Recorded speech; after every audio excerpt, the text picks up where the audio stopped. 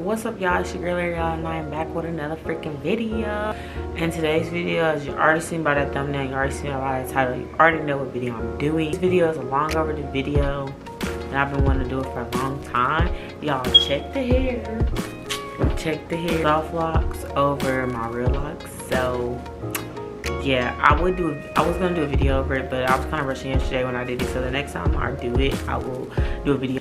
But I'm not trying to do too much talking. I'm just trying to get it straight into this video. Make sure y'all like, comment, subscribe, turn on that post notification so y'all get a notification every time I post. Make sure y'all go to the description and follow all my social medias, including my TikTok. And without further ado, let's get into this video.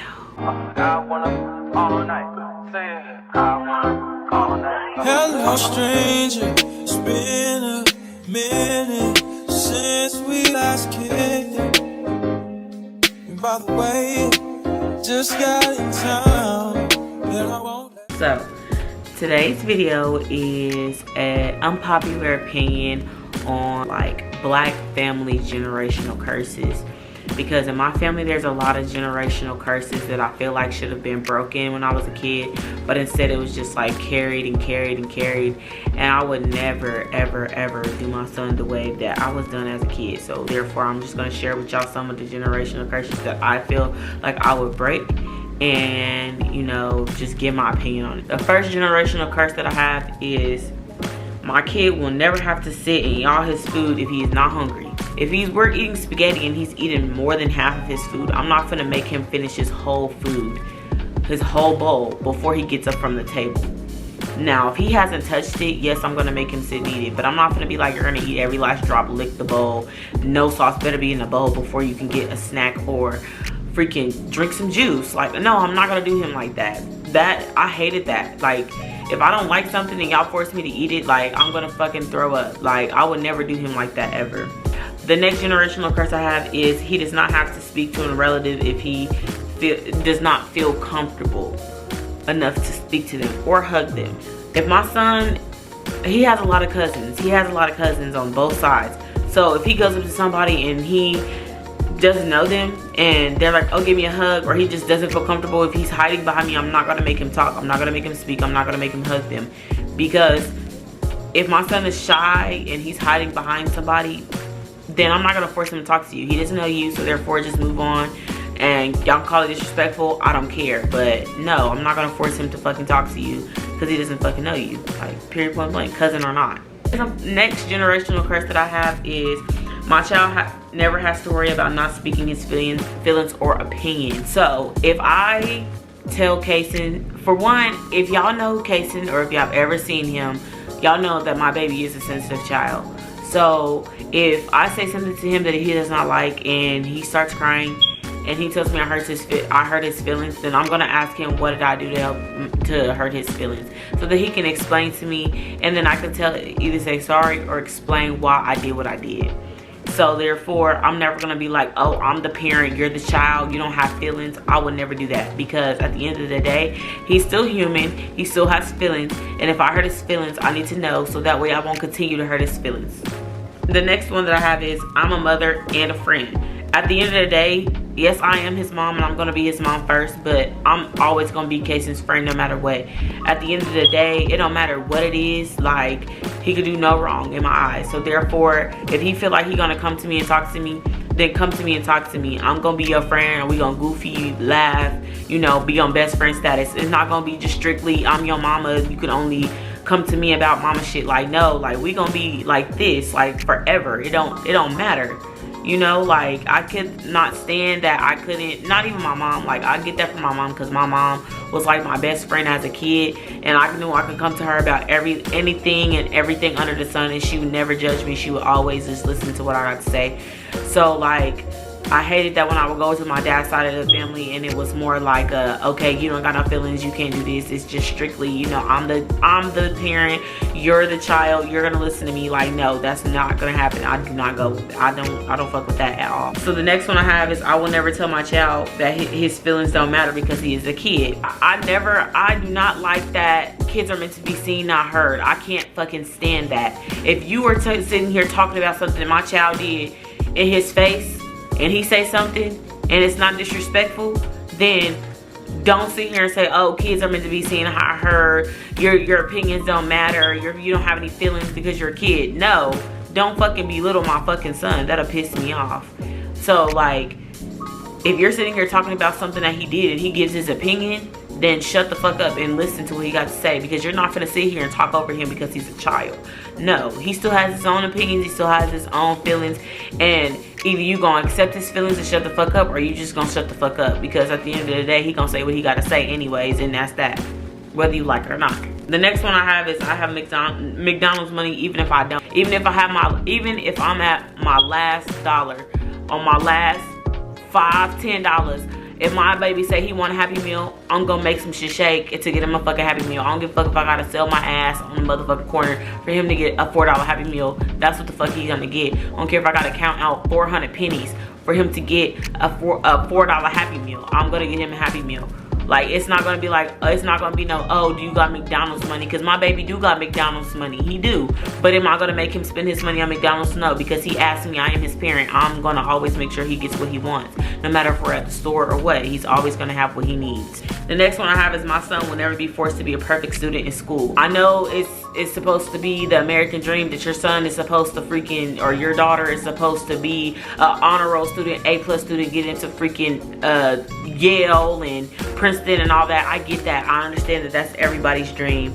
But at the end of the day, I'm not gonna be a burden on my child's freaking back every time he gets a bad grade or something. He feels like he's gonna get in trouble because he got a C when he usually gets an A, or he struggling in a subject so he got a strong C but he's been having a D and an F, you know, the whole year, and he ended with a C. I'm not gonna be mad, because that means you tried. Now if you ended with an F and a D, okay, maybe you didn't try hard enough. But at the end of the day, even if you didn't try hard enough, we're gonna figure out why you didn't try hard enough. We're gonna figure out where you lacked and we're gonna fix it. It's not gonna be a, you're grounded for 3 months because you got an F or a D. The next one I have is my son is allowed to cuss when he is frustrated.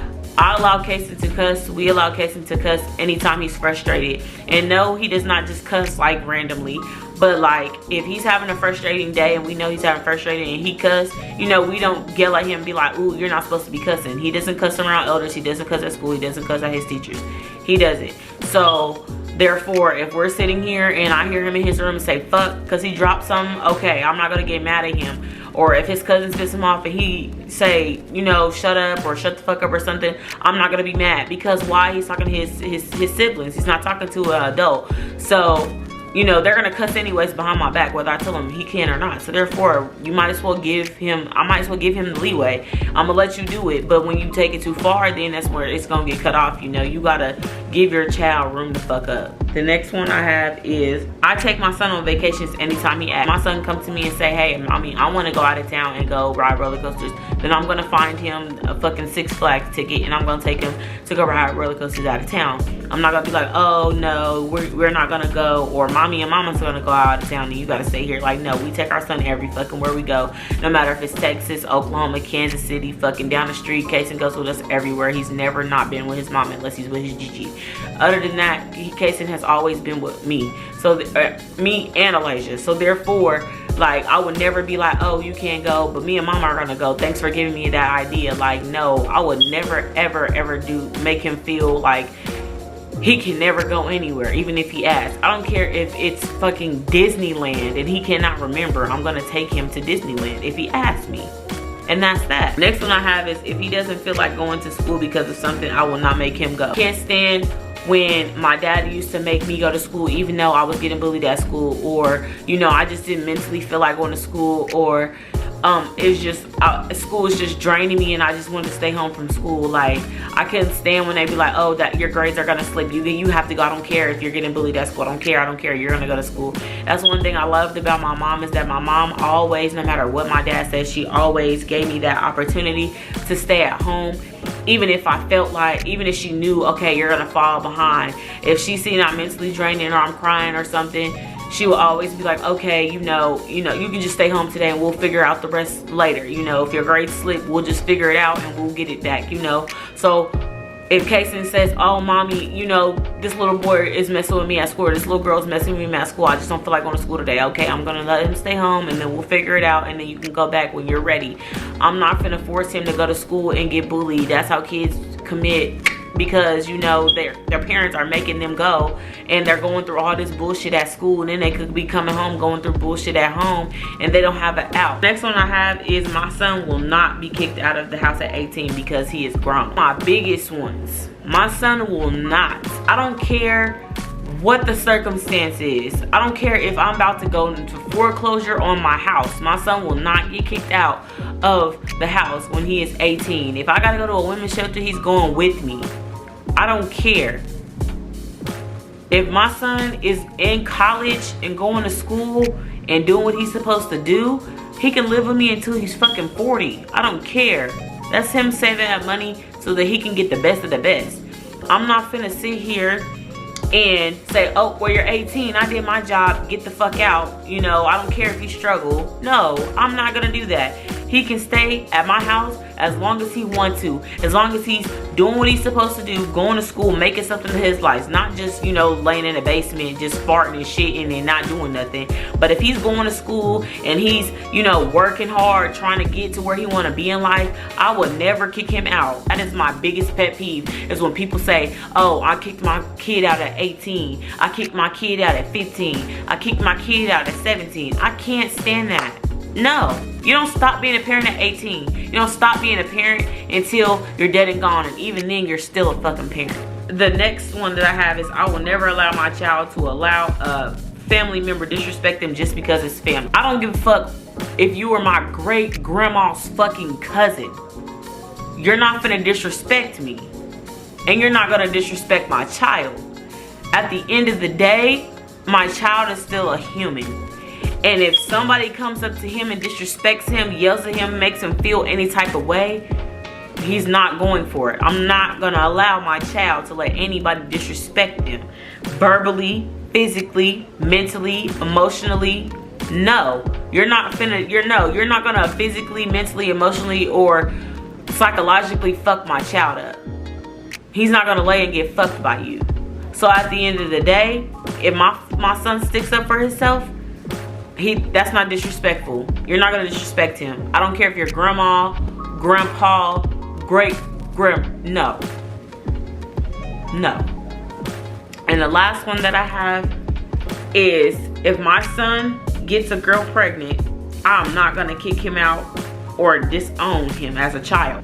If my son is doing what he's doing, shit that he's not supposed to be doing, and gets a girl pregnant, I'm not gonna be ecstatic about it, no. But I'm not gonna kick him out at 15, 16 and be like, you know what, you got her pregnant, you're gonna figure it out. No, I'm not gonna be doing that. I'm gonna step up and I'm gonna help him take care of his child. But I'm also gonna put in place, before that even happens, kids do shit. Kids go through shit, kids learn shit, kids are gonna do shit. I was a fucking kid, I know. But I'm not gonna make my kid feel like I wasn't a kid before.